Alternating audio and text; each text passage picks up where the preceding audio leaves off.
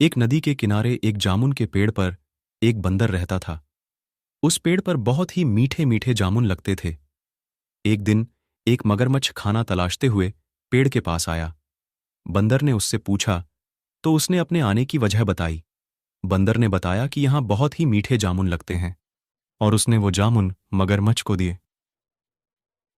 उसकी मित्रता नदी में रहने वाले मगरमच्छ के साथ हो गई।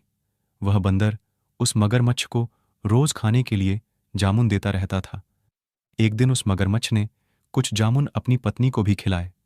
स्वादिष्ट जामुन खाने के बाद उसने यह सोचकर कि रोजाना ऐसे मीठे फल खाने वाले का दिल भी खूब मीठा होगा, उसने अपने पति से कहा कि उसे उस बंदर का दिल चाहिए और वो इसी जिद पर अड़ गई। उसने बीमारी का बहाना बनाया और कहा कि जब तक बंदर का कलेजा उसे मिलेगा वो पाएगी। पत्नी की जिद से मजबूर हुए मगरमच्छ ने एक चाल चली और बंदर से कहा कि उसकी भाभी उसे मिलना चाहती है। बंदर ने कहा कि वो भला नदी में कैसे जाएगा।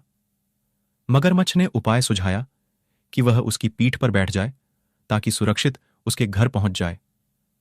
बंदर भी अपने मित्र की बात का भरोसा कर पेड़ से नदी में कूदा और उसकी पीठ पर सवार हो गया।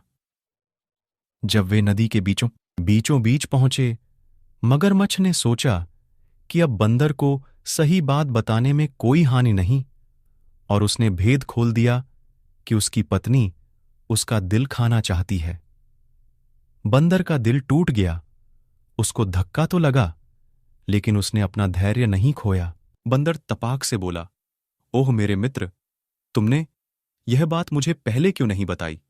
क्योंकि मैंने तो अपना दिल जामुन के पेड़ में संभाल कर रखा है। अब जल्दी से मुझे वापस नदी के किनारे ले चलो ताकि मैं अपना दिल लाकर अपनी भाभी को उपहार में देकर उसे खुश कर सकूं।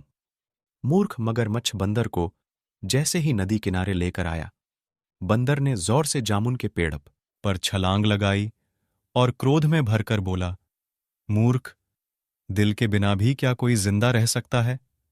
जा, आज से तेरी मेरी दोस्ती समाप्त।